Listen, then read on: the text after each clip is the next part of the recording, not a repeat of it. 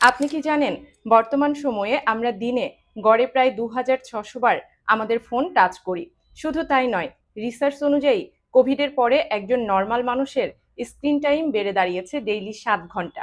অর্থাৎ ডেইলি 7 ঘন্টা আমরা মোবাইলে কিছু না কিছু দেখতে থাকি। কখনো ভিডিও দেখি, কখনো সোশ্যাল মিডিয়ায় স্ক্রল করি, কখনো বা নেটফ্লিক্সে ফিল্ম দেখি, এইরকম আরো অনেক কিছু। ডেইলি 7 ঘন্টা আপনি যদি এইভাবে নষ্ট করেন, তা শুধুমাত্র আপনার পড়াশোনা, চাকরি, ব্যবসা কিংবা আপনার শখগুলোকেই প্রভাবিত করে না, আপনার মনকেও প্রভাবিত করে। কিছু মানুষের কাছ থেকে তাদের ফোন নিয়ে নিলে দেখবেন তারা ইরিটেট ফিল করে, বিরক্ত হয়ে যায়, অস্থির হয়ে ওঠে। আর কিছু মানুষ তো স্ট্রেস ফিল করে। এতে কোনো ডাউট নেই যে এটি একটি অ্যাডিকশনে পরিণত হয়েছে, কিন্তু খুব কম মানুষই এই বিষয়টি নিয়ে কথা বলে। হ্যালো এভরিওয়ান, আমি আফরিন। আজকের এই ভিডিওতে আমি আপনাদের সাথে শেয়ার করব এই অ্যাডিকশনের পেছনে সায়েন্স কিভাবে কাজ করে, এই অ্যাডিকশনের ফলে আপনাদের লাইফের উপরে কি ধরনের প্রভাব পড়ে, আর সবচেয়ে গুরুত্বপূর্ণ বিষয় এর সলিউশন কি হতে পারে। চলেন তাহলে শুরু করা যাক। আপনারা হয়তো বিলিভ করবেন না যে এই সোশ্যাল মিডিয়া অ্যাডিকশনকে তুলনা করা হয়েছে সিগারেট, ড্রাগস, অ্যালকোহল এবং গ্যাম্বলিং এর মতো অ্যাডিকশনের সাথে। শুনতে একটু অদ্ভুত মনে হতে পারে, কারণ কোথায় কোকেন আর কোথায় সোশ্যাল মিডিয়া। কিন্তু আপনার শরীরের ভিতরে যে রিয়াকশনগুলো হয় এই সোশ্যাল মিডিয়া অ্যাডিকশনের ফলে, সেগুলো প্রায় সিমিলার। আপনার বডির যে কোনো ধরনের অ্যাডিকশনের ক্ষেত্রে একটা সেম প্যাটার্ন ফলো করে। একে ডোপামিন প্যাটার্ন বলা হয়। চলেন প্রথমে আমরা বোঝার চেষ্টা করি ডোপামিন কি। ডোপামিন আমাদের মস্তিষ্কে তৈরি হওয়া এক ধরনের নিউরো ট্রান্সমিটার। যে কোনো ধরনের নিউরো ট্রান্সমিটারের কাজ হলো মস্তিষ্কের এক জায়গা থেকে আরেক জায়গায় মেসেজ পাঠানো, সিগন্যাল দেওয়া। ফর এক্সাম্পল, অক্সিটোসিনকে লাভ হরমোন বলা হয়। এটি যে কোনো ধরনের রিলেশনশিপে বন্ডিং তৈরির ক্ষেত্রে কাজ করে। আর সেরোটোনিনকে বলা হয় মুড স্টেবিলাইজার। ডোপামিন অ্যাকচুয়ালি কি কাজ করে? দীর্ঘদিন ধরে বিজ্ঞানীরা বিশ্বাস করতেন যে ডোপামিন একটি প্লেজার কেমিক্যাল। যখনই আমরা খুশি হই তার পেছনে ডোপামিন রেসপন্সিবল। এটা সত্যি না। লেটেস্ট রিসার্চ অনুযায়ী সায়েন্টিস্টরা মনে করেন আমাদের মস্তিষ্কে যে আনন্দের অনুভূতি তৈরি হয় সেটি ডোপামিনের কারণে না, এন্ডোফিনের কারণে হয়ে থাকে। এন্ডোফিন হ্যাপিনেস বুস্টার এবং পেইন রিলিফার হিসেবে আমাদের শরীরের ভিতরে কাজ করে। আর ডোপামিনের সম্পর্ক অ্যাকচুয়ালি মোটিভেশন এবং রিওয়ার্ডের সাথে। যখনই আমাদের মস্তিষ্কের মনে হয় যে এমন কিছু অ্যাক্টিভিটি হতে চলেছে যেখান থেকে আমরা আনন্দ পেতে পারি, সেই অ্যাক্টিভিটির জন্য যখন আমরা ওয়েট করি, তখনই আমাদের ডোপামিন লেভেল বেড়ে যায়। বিষয়টি একটি এক্সাম্পল দিয়ে আপনাদেরকে ক্লিয়ার করে বোঝাই। আপনি একটু আপনার ছোটবেলার কথা কল্পনা করে দেখুন তো। সেই সময় আপনি অপেক্ষা করে থাকতেন আপনার বাবা কখন বাসায় ফিরবে তার জন্য। কারণ বাবা যখন বাসা থেকে বেরোচ্ছিল তখন আপনি আপনার বাবাকে বলে দিয়েছিলেন আপনার পছন্দের চকলেটটি আনার জন্য। সেক্ষেত্রে আপনি তো জানেন যে বাবা বাসায় ফিরবে এবং আপনার পছন্দের চকলেটটি নিয়ে ফিরবে, কিন্তু বাবা কখন বাসায় ফিরবে সেটি আপনি জানেন না। হঠাৎ সেই সময়ই ফোন বেজে উঠল এবং বাবার একটি ফোন আসলো। বাবা আপনাকে জানালেন বাবা কখন বাসায় ফিরবে। ঠিক সেই সময় দেখবেন আপনার ভেতরে এমন অনুভূতি হবে যাতে করে আপনি তখনও পর্যন্ত চকলেটটি পাননি, কিন্তু আপনার জিভে জল চলে আসবে। কারণ আপনার মস্তিষ্ক জানে চকলেটের টেস্ট ঠিক কেমন হবে। এখানে চকলেট আপনার জন্য একটা রিওয়ার্ড হিসেবে কাজ করে। যেই চকলেটটা আপনি তখনও পাননি, কিন্তু বাবার জন্য অপেক্ষা করার সময়ই আপনার ডোপামিন লেভেল বেড়ে যায়। সেই কারণে আপনি এক্সাইটেড ফিল করেন, আপনি অনেক হ্যাপি হয়ে যান। এই পরিস্থিতিতে কোনো সমস্যা নেই, কারণ একজন সাধারণ এবং সুস্থ মানুষের শরীর ঠিক এভাবেই কাজ করে। আপনার মোটিভেশন, মেমোরি এবং লার্নিং এর ক্ষেত্রে ডোপামিন অত্যন্ত গুরুত্বপূর্ণ ভূমিকা পালন করে। ডোপামিনের একটা অপটিমাম লেভেল আপনার শরীরের জন্য খুবই স্বাস্থ্যকর, কিন্তু এটা খুব বেশি বা কম হওয়া উচিত নয়। প্রবলেম তখনই হয় যখন আপনি রিওয়ার্ড পেয়ে যান। তখন আপনার মস্তিষ্ক ডোপামিন ট্রান্সমিশন কমিয়ে দেয়, আর এটিকে বেস লেভেলের চেয়েও নিচে নিয়ে যায়। একই জিনিসের এক্সপোজার বারবার আপনাকে সেম আনন্দ দিতে পারে না। আপনার মস্তিষ্কে তখন একটি ক্রনিক ডোপামিন ডেফিসিয়েট স্টেট তৈরি হয়। যখন ডোপামিনের মাত্রা ক্রমাগত কমতে থাকে তখন আপনি একই বিষয়ে সেম লেভেলের আনন্দ অনুভব করতে পারেন না। তখন সেই সেম আনন্দ অনুভব করার জন্য আপনার আরো মোর এক্সপোজার প্রয়োজন হয়। বিষয়টি একটু কনফিউজিং মনে হতে পারে, তাই আমি আবারও একটি এক্সাম্পল দিয়ে আপনাদেরকে বুঝাচ্ছি। ধরুন আপনি আপনার কাঙ্ক্ষিত চকলেটটি পেয়েছেন। পরের দিন আপনার বাবা আরো একটি চকলেট এনে দিলেন। তৃতীয় দিন আরো একটি চকলেট। চতুর্থ ও পঞ্চম দিনে আরো চকলেট।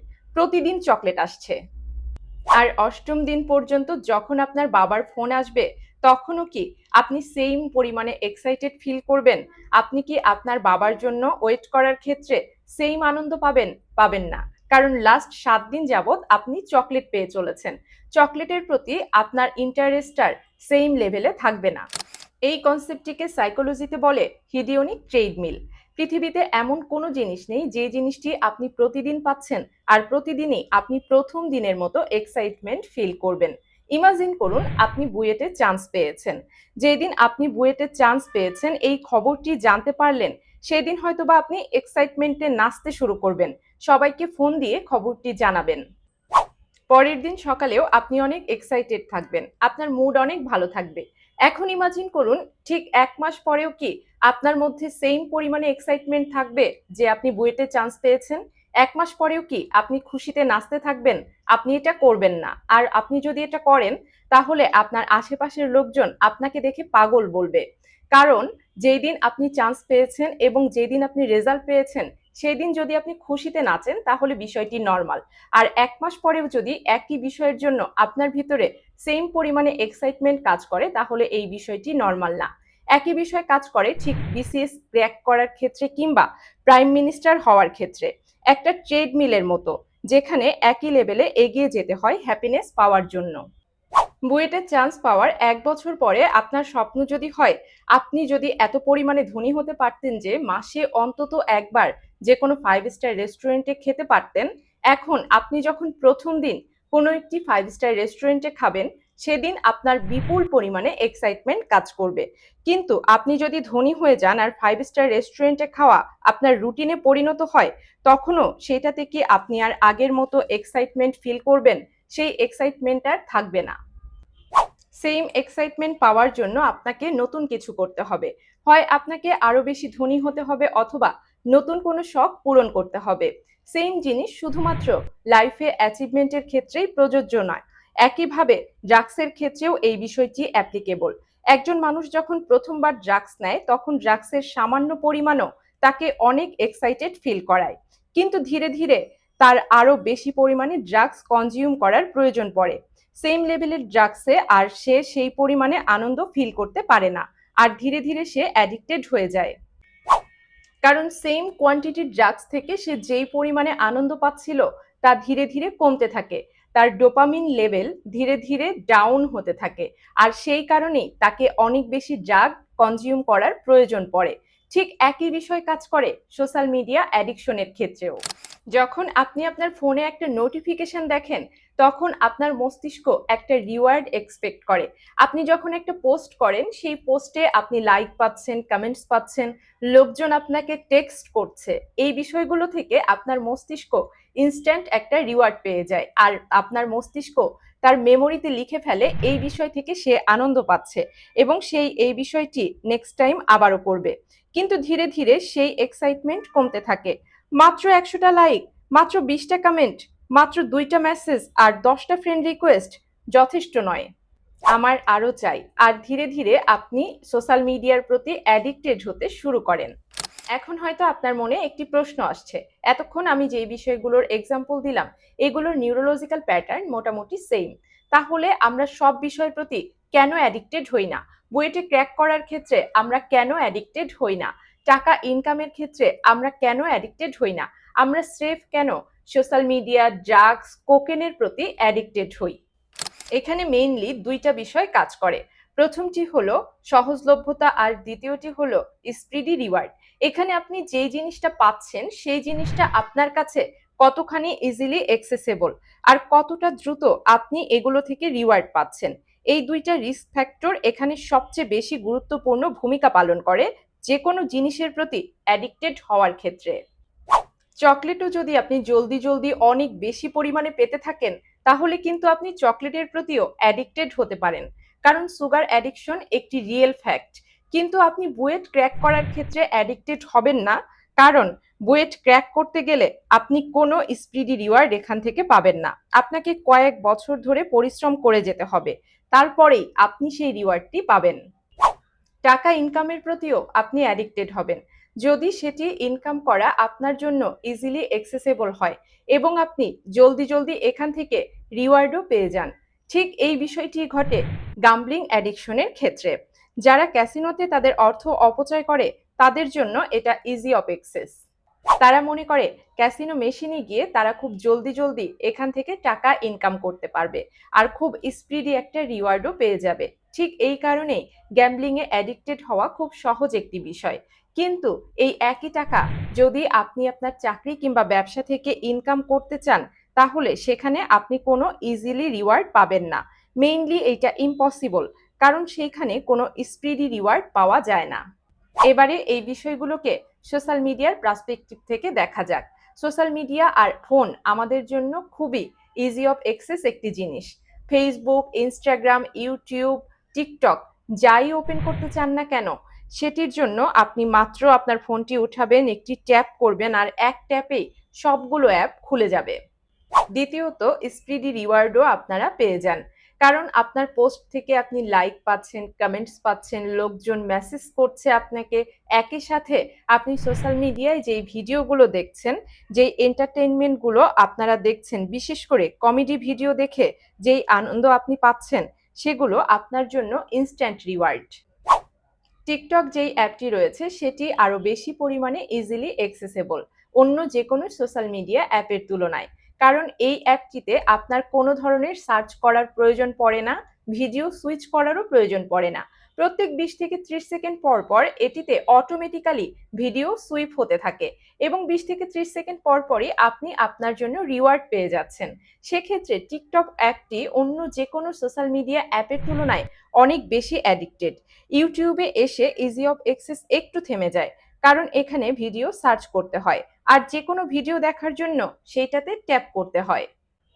টিকটকে অটোমেটিক্যালি ভিডিও প্লে হতে থাকে জাস্ট অ্যাপটি ওপেন করার সাথে সাথে। আপনার এই অ্যাক্টিভিটিসগুলোকে যদি আপনি আপনার অন্য অ্যাক্টিভিটিসগুলোর সাথে তুলনা করেন, ধরেন আপনি একটি বই পড়বেন, কিন্তু বই পড়ার জন্য আপনার পেশেন্স দরকার।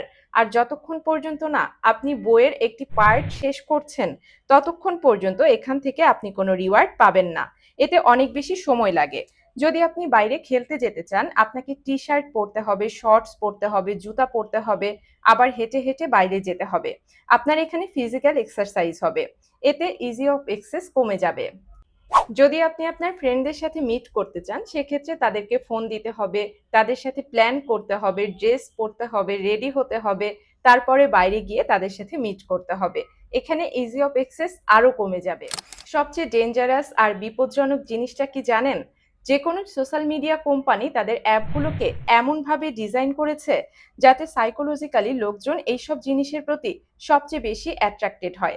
তারা অনেক ডিটেলসে স্টাডি করেছেন কোন বিষয়গুলোর প্রতি মানুষ সবচেয়ে বেশি অ্যাডিক্টেড হয়, কি করলে মানুষ তাদের অ্যাপগুলো অনেক বেশি ইউজ করবে। আর ঠিক এভাবেই তারা তাদের অ্যাপগুলোকে ডিজাইন করেছে। এখানে সোশ্যাল মিডিয়া কোম্পানিগুলো আপনাকে একজন শিকার হিসেবে দেখছে, সেই অনুযায়ী তারা ফাঁদ পেতে রেখেছে আর আপনিও তাদের সেই পাতা ফাঁদে পা দিচ্ছেন। আপনি একটু আগের কথা চিন্তা করে দেখুন তো, যখন প্রথম দিকে আপনি ফেসবুক স্ক্রল করতেন তখন একটা সময় গিয়ে স্ক্রলিং শেষ হয়ে যেত, কিন্তু এখন তারা ইনফিনিট স্ক্রলিং অ্যাড করেছে। আপনি ইচ্ছা মতো স্ক্রল করতে পারবেন।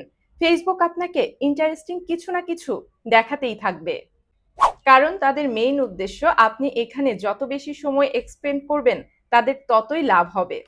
ট্রেডিশনালি আমাদের চিন্তা ভাবনা ছিল আমরা যে কোনো বিষয়কে এক্সপ্লোর করব, নতুন মানুষজনের সাথে মিট করব, সেই বিষয়টিকে এক্সপ্লোর করব, নতুন প্লেস এক্সপ্লোর করব, নতুন হবিস ট্রাই করব, নিউ নলেজ গ্যাদার করব। কিন্তু নতুন কোনো বিষয় এক্সপ্লোর করার জন্য পেশেন্স দরকার, আর সোশ্যাল মিডিয়ায় কোনো জিনিস এক্সপ্লোর করার জন্য কোনো পেশেন্স দরকার নাই। জাস্ট একটা ট্যাপ করবেন, অ্যাপ ওপেন করবেন, এক্সপ্লোর করবেন আর ইনস্ট্যান্ট রিওয়ার্ড পেয়ে যাবেন। আর ঠিক এভাবেই দিনের পর দিন সোশ্যাল মিডিয়ার প্রতি অ্যাডিকশন বেড়েই চলে। সোশ্যাল মিডিয়া অ্যাডিকশন আপনার জন্য অত্যন্ত বিপজ্জনক হয়ে উঠতে পারে বেশ কিছু কারণে। প্রথম একটি কারণ হলো আপনার অনেক বেশি সময় এখানে নষ্ট হয়। এটা স্রেফ সারফেস লেভেলের একটা প্রবলেম, কিন্তু ডে বাই ডে আপনার র্যাডিক্যালাইজেশন বেড়ে যায়। যদি কোনো অ্যালগোরিদম ক্রমাগত আপনাকে আপনার পছন্দের জিনিস দেখাতে থাকে সেক্ষেত্রে আপনার সকল প্রকার দৃষ্টিভঙ্গি একটা ছোট্ট বাউন্ডারির ভেতরে তৈরি হচ্ছে। আপনি যেই ধরনের পোস্ট লাইক করেন অলওয়েজ আপনার সামনে সেই ধরনের পোস্টই আসতে থাকবে। দ্বিতীয়ত, ইনসিকিউরিটি আর ডিপ্রেশন বেড়ে যায়। যখন কেউ সোশ্যাল মিডিয়ায় একটা পারফেক্ট পোস্ট দেয়, তার লাইফস্টাইল শেয়ার করে, তখন অন্যরা তার সাথে নিজেকে কম্পেয়ার করা শুরু করে দেয়, যদিও তারা জানে যে তারা একটা ফিল্টারের ভিতর দিয়ে অন্যদেরকে দেখছে। স্পেশালি টিনেজাররা আরো বেশি ইনসিকিউর ফিল করে যখন অন্য কারোর পোস্টের তুলনায় তাদের পোস্টে লাইক কম পড়ে। আপনি হয়তো ভাবছেন সোশ্যাল মিডিয়ার থ্রুতে দুজন অপরিচিত মানুষের পরিচিত হওয়া সম্ভব, সেই পরিচয় বন্ধুত্ব পর্যন্ত গড়ায়, আর অনেক ক্ষেত্রে তো বিয়ে পর্যন্তও সেই সম্পর্ক গড়ায়। বিষয়টি চমৎকার, তাই না? বর্তমান সময়ে এসে সোশ্যাল মিডিয়া সত্যিই একটি বিস্ময়। সোশ্যাল মিডিয়ার উদ্দেশ্য কি? দুজন মানুষকে সংযুক্ত করা, নাকি সোশ্যাল মিডিয়ায় মানুষজনকে আটকে রাখা? অ্যাকচুয়ালি কি হয়, আপনি আপনার বাস্তব জীবনের ফ্রেন্ডদের সাথে সোশ্যাল মিডিয়ায় ফ্রেন্ড হয়ে যান, আর আপনি সোশ্যাল মিডিয়ার থ্রুতে তাদেরকে দেখেন, তাদের সাথে কথা বলেন স্রেফ কমেন্টস আর মেসেজের মাধ্যমে, অ্যান্ড অ্যাট লাস্ট রিয়েল লাইফে তাদের সাথে মিট করা বন্ধ করে দেন। আপনার সোশ্যাল মিডিয়া বন্ধুদের মধ্যে কতজনের সাথে আপনি বাস্তব জীবনে মিট করেছেন? যাই হোক, আমরা আমাদের মেইন টপিকে ফিরি। প্রবলেম হলো সোশ্যাল মিডিয়া অ্যাডিকশন। পরিমিত পরিমাণে ব্যবহার করলে সোশ্যাল মিডিয়াকেও ভালো কাজে ইউটিলাইজ করা সম্ভব। আমি বলছি না যে সোশ্যাল মিডিয়া ইউজ করা টোটালি বন্ধ করে দিতে হবে, কিন্তু প্রশ্ন হলো সোশ্যাল মিডিয়া অ্যাডিকশন কিভাবে বন্ধ করা যায়? উত্তরও বিষয়ের মধ্যেই লুকিয়ে আছে।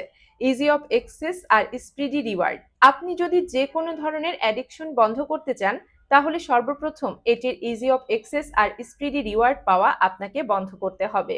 বর্তমানে সোশ্যাল মিডিয়ার যে কোনো অ্যাপে লগ ইন করা এত বেশি সহজ যে আপনি জাস্ট ফোনটা হাতে নিলেন, আনলক করলেন, আর একটা ট্যাপ করলেই হয়ে গেল।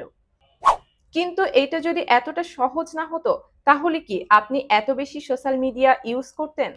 একটা সিম্পল সলিউশন হলো আপনার ফোনে থাকা সোশ্যাল মিডিয়া অ্যাপগুলোকে ডিলিট করে দিন। এখানে কিন্তু আমি আপনাকে আপনার সোশ্যাল মিডিয়া অ্যাকাউন্টটি ডিলিট করার কথা বলছি না, আমি বলছি আপনাকে শুধুমাত্র অ্যাপটি ডিলিট করার জন্য। যদি আপনি আপনার অ্যাকাউন্টে লগ ইন করতে চান, তাহলে সেক্ষেত্রে আপনি আপনার ফোনের ব্রাউজার থেকে অ্যাক্সেস করতে পারবেন অথবা ল্যাপটপ থেকে। এতে ইজি অফ অ্যাক্সেস কমে যাবে। এই বিষয়টি যদি আপনার কাছে একটু বাড়াবাড়ি মনে হয়, তাহলে সেক্ষেত্রে আপনি আপনার ফোনের নোটিফিকেশন অফ করে রাখুন।